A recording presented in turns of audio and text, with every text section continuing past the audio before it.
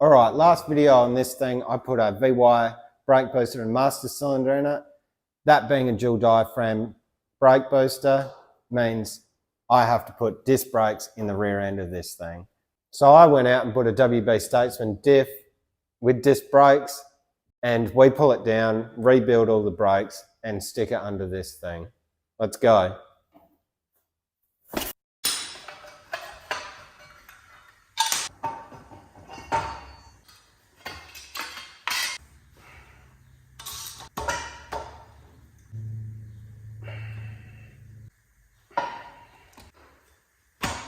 There we go.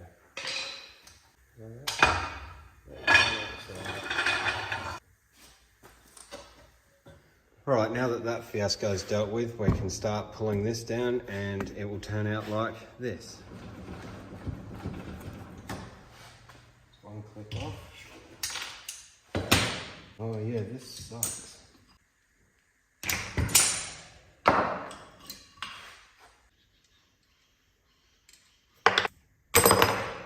That's him off.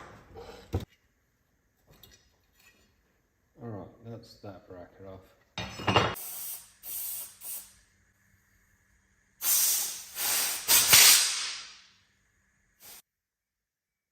There we go.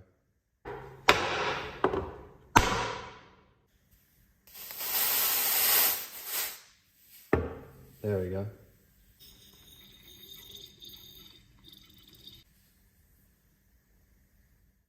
Alright, so we have one piston out. It's also the next day.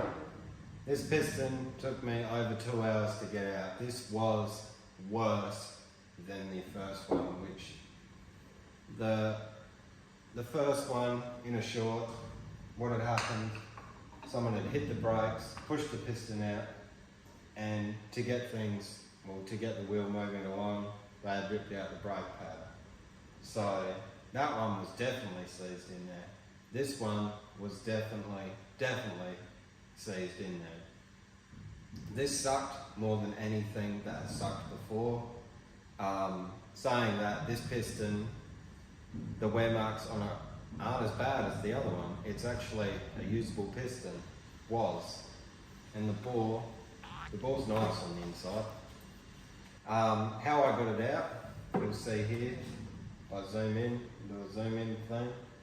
Here's the zoom in thing, and there's the spline. So what I did was,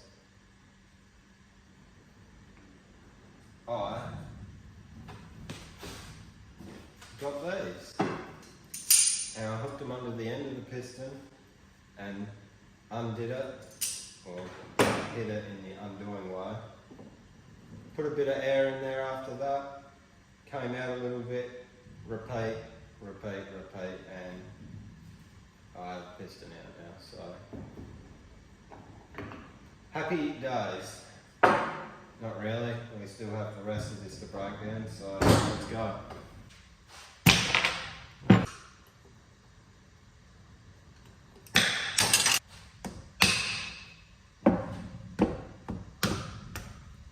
There's one.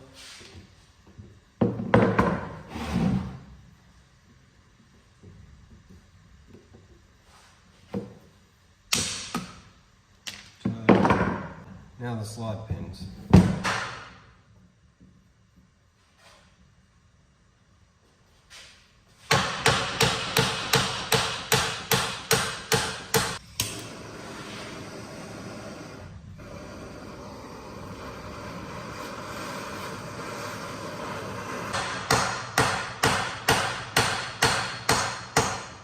The other side was seized in, so I'm not going to mess about, I'm just going to cut these out.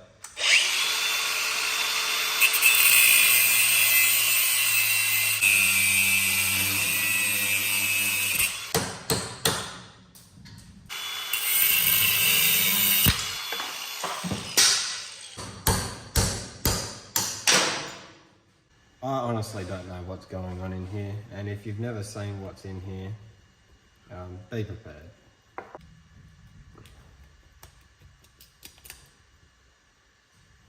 And what we have in here is 3 ball bearings.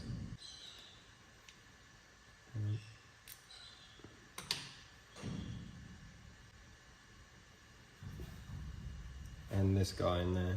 Alright, so you don't have to pull apart this end of things, but there is a gasket that gets sandwiched in between here, so that is why I pulled it apart.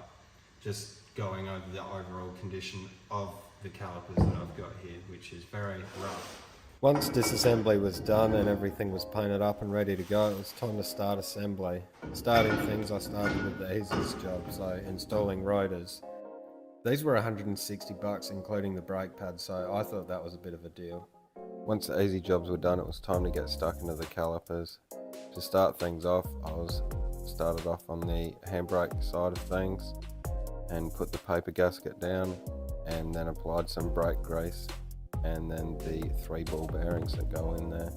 This kit that I'm using came from a place called Best Brakes. It included everything that you need gasket wise. It came with the pins, the collars, the piston to the caliper, and assembly lube needed for the slide pins.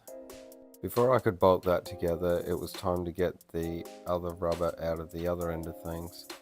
Now this has a steel sleeve around it, which made it really difficult for me to get it out. Now I didn't realise it at the time, but once I'd gotten the steel collar out, I realised that the steel collar wasn't reused and I didn't have to be so careful on the disassembly side of things. Now a good thing to do when you're doing this is to take a lot of pictures, because this part is pretty crucial because it needs to line up for the handbrake bracket and cable. Now the new piston doesn't come with the internals that you need. Inside is a circlip, and once you take that out, there are a few washers, a bearing and a threaded bit. This is shit. And that needs to go into the new piston so that the new piston can be threaded on. Oh, thank fuck for that. Alright, let's get the piston in. Really don't want to do that twice. Maybe I'll just rebuild one brake. Alright, to start things off, you want to put this rubber in. There's a little cutout inside the bore. Mine was a little bit loose fitting, so to speak, so it made things a little bit more difficult on the assembly end of things. After that, I like to wipe a bit of lube all around, just a bit of brake fluid. I found out that I had multiple cuts on my finger when doing that, but it's just the way she goes. What? That's the way she goes. That's the way she goes? That's right. That's the way she goes. That's what I said. After that, I do the same on the piston. Once that's done, I slide the rubber onto the piston and all the way on, almost till it's off. And then on the bit that is off the piston, I slip into its little spot on the caliper. Now once that's in, it's normally, you know, send it home with the palm of your hand, but this is a bit different being a rear brake. Yeah, they have to screw on. So there is 2 holes at the front of the piston. So my weapon of choice for those 2 holes was the pointy nose pliers, and it screwed all the way in and it was fairly painless. So once that was done, it was time to move on to the slide pins. Now the slide pins are fairly straightforward, even if you haven't done them before. I haven't used these types of slide pins before. They're a bit different on the later models, but these brakes go off of the early HQ style PDRs. The slide pins in themselves consist of a collar, and there's a rubber for each end of that collar, and there's a metal frame that goes inside of that rubber that goes inside of the collar.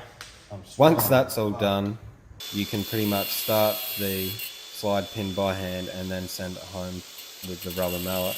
After that, it was time to do the split pins and the pins. Split pins I got were 40 feet long, so I cut them down. After that was all done, it was time to set up the handbrake assembly, and I think this sums it all up. Are you fucking shitting me? I've been fighting this for ages. To start off, I had to reposition this bracket. It was facing down here. That's how it was on the other diff. After that, I had to swap this from the other side because this little hook was facing that way, so it wasn't pulling against it. I had to clock this whole thing like you would a turbo or whatnot, so that the little keyway would line up here. So all this handbrake assembly has been apart, and now I have this problem. We are too short. Now, I've got two ideas for this. I get rid of the handbrake, is the first idea. My second idea is I push this. I just push it out and call it a day. So we're gonna try this one first, and if that fails, you know.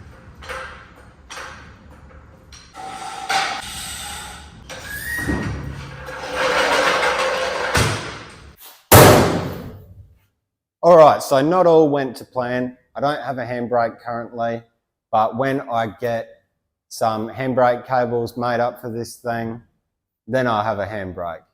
All in all, I wish I didn't go this route.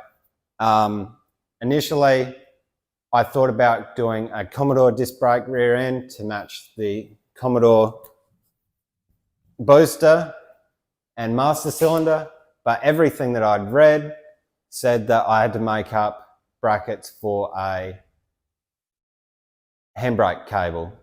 And this diff, well, the WB diff kind of fell into my lap, so it was all too easy.